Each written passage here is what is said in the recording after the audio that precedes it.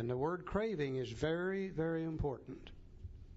You know, I hear people today say, well, I came to AA and I craved a drink for 4 years.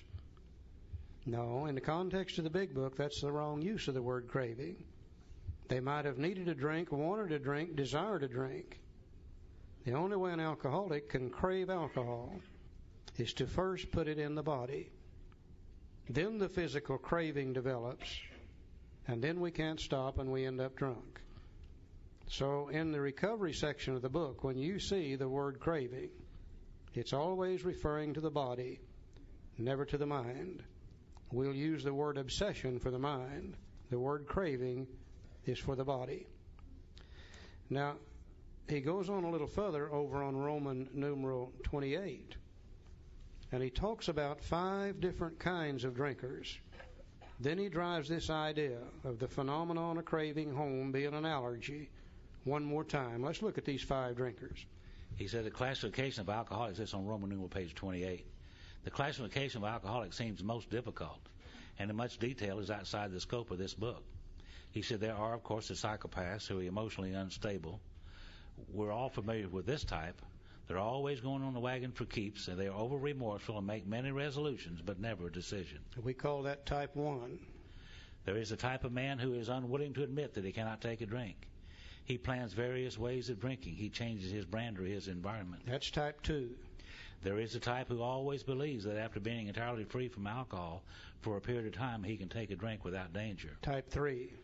There is a manic-depressive type who is perhaps the least understood by his friends and about whom a whole chapter could be written. That's type 4. I always thought I was the next one, type 5.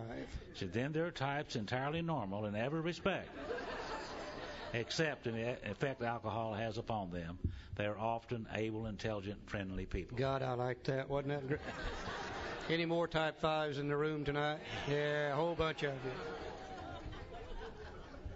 Now he makes his point one more time.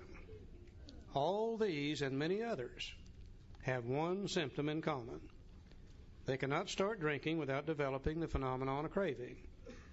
This phenomenon, as we have suggested, may be the manifestation of an allergy which differentiates these people and sets them apart as a distinct entity.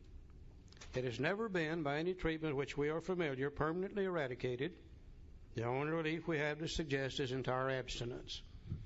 Now, I think what he said is this, that if all we alcoholics in this room tonight should take a drink, God forbid that happen, but if we did, we would not all react just exactly the same.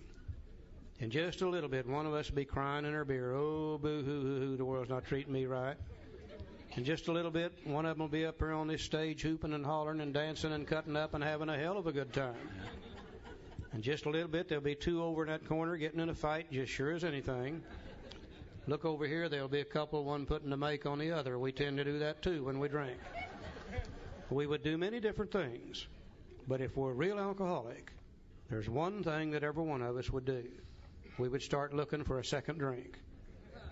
The phenomenon of craving has taken over now. The allergy has manifested itself, and now when we can't stop, we've got to have a third drink, and a fourth, and a fifth, and a sixth, and an eighth, and a 10th, and on, till we're drunk, sick, and in all kinds of trouble.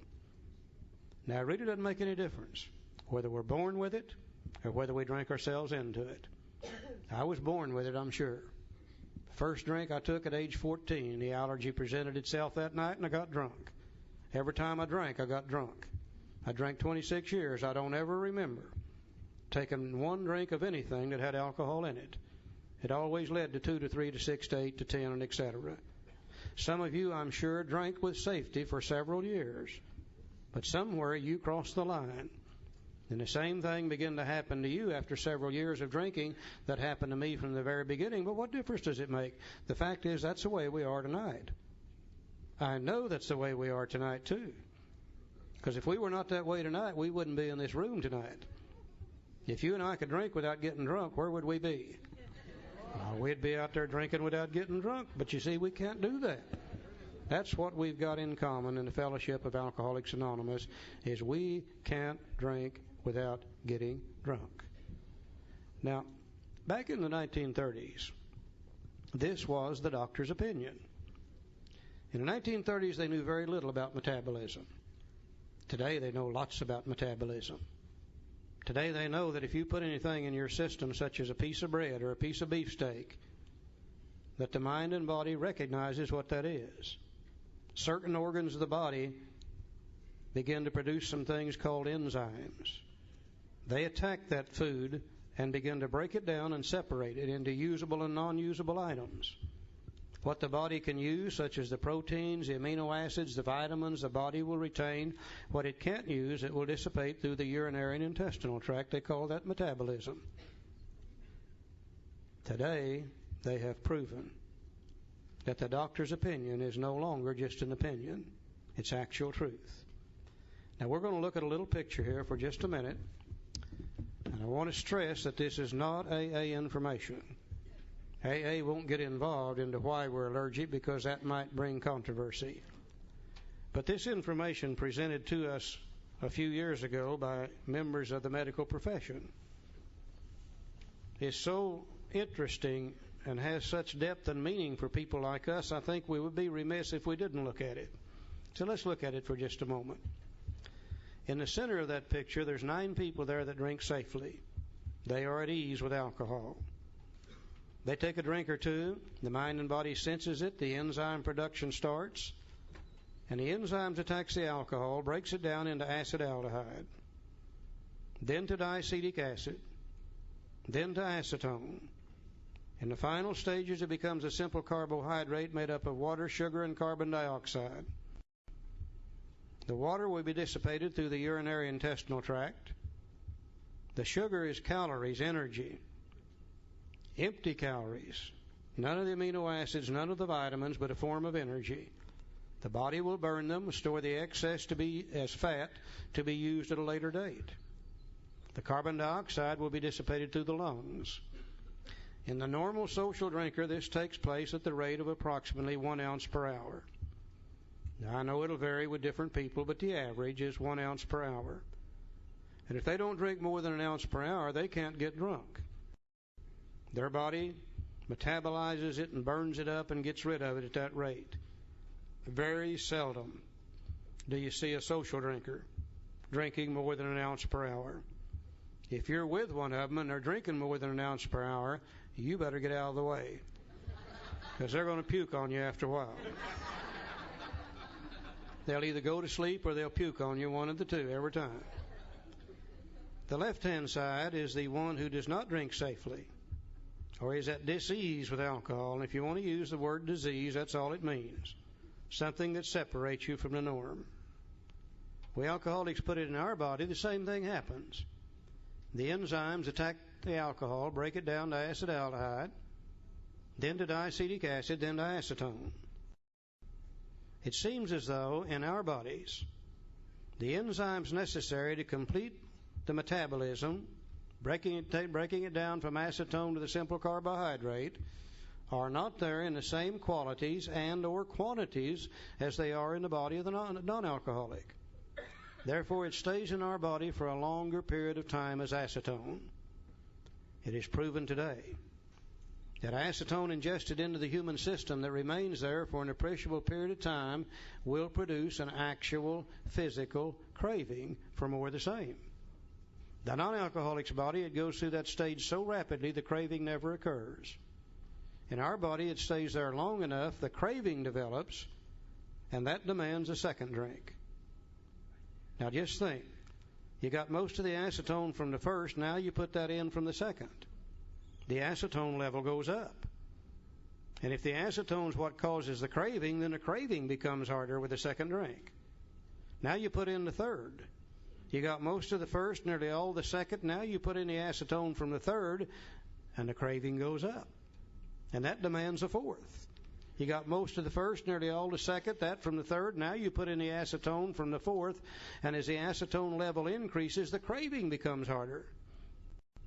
At midnight, we're laying out in the parking lot. They run over us and broken our leg, and they come running up to us and say, "Can we help you?" And we say, "My God, yes, give me another drink." You see, we're craving it harder at midnight after 30 drinks than we were at 6 in the evening after 2 drinks. That explains to me why I never got enough. Hell, I drank 26 years. I never did get all the alcohol I wanted. I got a hell of a lot more than I needed, more than I could stand, but I never got all I wanted. Because the more you drink, the higher the craving, the higher the craving, the more you want, the more you want. It's just endless. Now, if this never got any worse, we could probably learn to live with this situation. But we know not only do we have an illness, we have a progressive illness that always gets worse and never better. Today we know that as we drink, the more we drink, the longer we drink, the more tissue we destroy. Alcohol is a destroyer of human tissue. And the more tissue we destroy, it seems as though that it acts upon two organs of the body first, which are the liver and the pancreas. Now today we know that the organs of the body that produce the enzymes necessary to metabolize alcohol are the liver and the pancreas. And as we drink and as we damage them, the enzyme production becomes less and less. The craving becomes harder and harder, with the resultant drinking becoming worse and worse. We know also that the body begins to shut down on the production of everything as we get older. Now, I wish that were not true, but believe me, it is. I'm experiencing lots of that. If I should take a drink today after 20-some-odd years of sobriety, I wouldn't start where I left off 20-some-odd years ago. The craving would be harder, the drinking would be harder, and the resultant trouble would be harder due to the aging factor. So not only do we have a physical illness, we have a progressive physical illness due to two factors, damage to the body and also due to the aging factor. Now that I see that, I can accept the fact that I can no longer successfully drink alcohol. Until I could see this, I knew there had to be a way I could drink without getting drunk. And I damn near killed me trying to find it. But now that I can see this, I can accept the fact that I can no longer safely drink alcohol. Now, if that's all that was wrong with me, and if that's all that was wrong with you, we would pass the hat, get up and go home, and never have to go to another AA meeting. But you see, that's just half of my problem. The other half is right up here in my head. If I never took the first drink, this allergy couldn't hurt me. I have a friend who is allergic to, of all things, fish. Every time he eats fish, his throat swells up. He almost chokes to death. But that's not his problem. The fact that he's allergic to fish is beside the point, because if he don't eat fish, that can't happen to him. But he got something up here in his head that isn't right when it comes to fish. The switch doesn't close, or a light bulb doesn't come on, or something. He's 3 French fries short of a Happy Meal. Yeah. From time to time, his mind tells him that it's okay to eat fish. And he'll eat the fish. His throat swells up. He ends up in a hospital every time. And I'll bet it always starts like this. Well, I haven't had any fish in 90 days. Surely I can have one piece of fish. Or it says it's that orange roughy I've been eating. If I'd eaten nothing but halibut, it'd be okay. Or it might even say it's them damn people I've been eating fish with. If I just changed my crowd, whatever the reason, his mind gives him permission to do so. Now, I'm the same way when it comes to alcohol. Left on my own resources, from time to time, my mind tells me it's okay to drink alcohol. Then I take the drink and then the allergy takes over. So the real problem centers in my mind rather than my body. Let's look at the mind for just a few minutes, and then we'll be through for the night. Charlie said the doctor said he has never been by any treatment which we are familiar permanently eradicated. The only relief we have to suggest is the entire abstinence. In other words, if we have an allergy to alcohol and we crave more when we drink, he suggests we don't drink. And that's the end of that. So now we're going to talk about the most dangerous part of the illness. And the most dangerous part of the illness of alcoholism is when we're not drinking. You know why it's the most dangerous part of the illness? Because we're thinking about drinking. So let's move back now to the Roman numeral page 26, and we're going to start talking about the mind, twofold illness. We talked about the physical allergy in great detail. Now we're going to talk about the obsession of the mind. It's in bottom page, Roman numeral page 26. It says men and women drink essentially because they lack the effect produced by alcohol. Now, many alcoholics are highly offended when you say that. They say, no, that's not the reason I drink. They say the reason I drink is because I love the taste of alcohol. I wouldn't argue with them whether they do or not. I love the taste of cold beer. I always have all my life, as far back as I can remember. I also love the taste of Cold Mountain spring water. I never did sit down and drink a case of Cold Mountain spring water.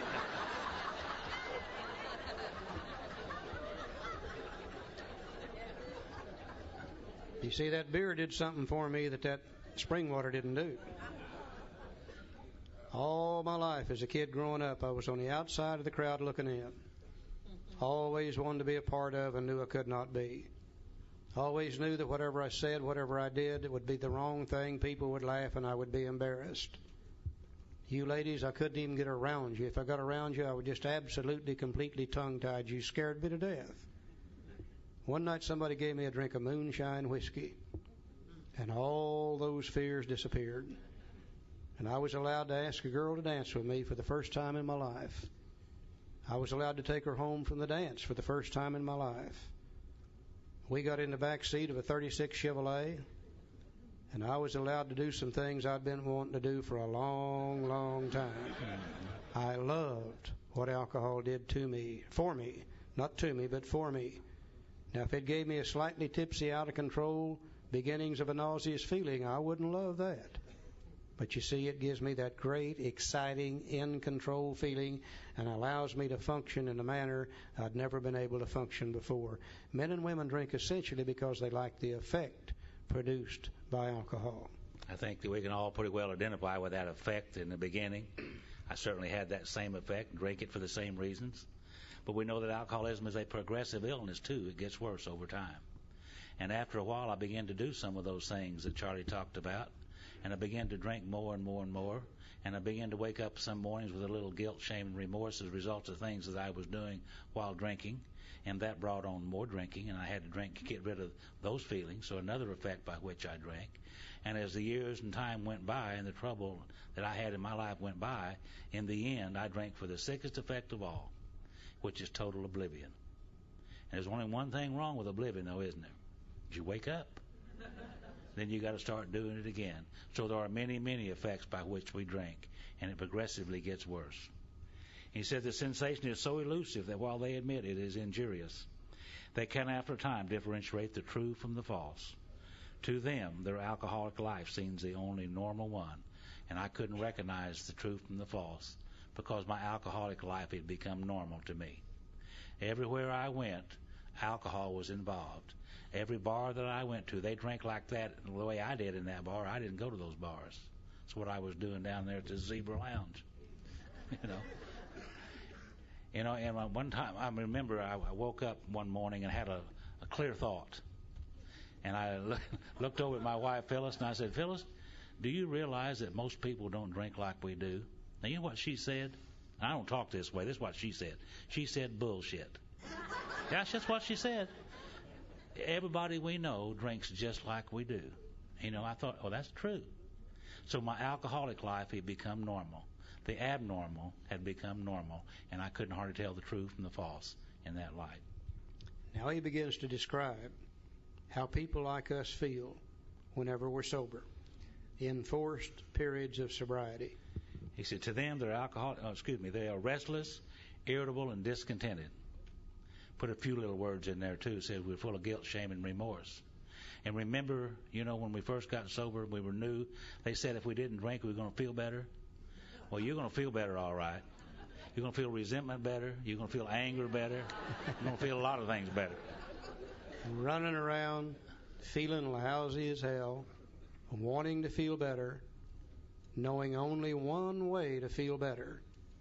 We begin to think about what 1 or 2 drinks will do for us. We don't think about what 20 drinks will do, or 30. We think about what 1 or 2 will do for us. So unless they can again experience a sense and ease of comfort, which comes at once by taking a few drinks which they see others taking with impunity. And impunity simply means that those people are drinking and seemingly they don't have any problems.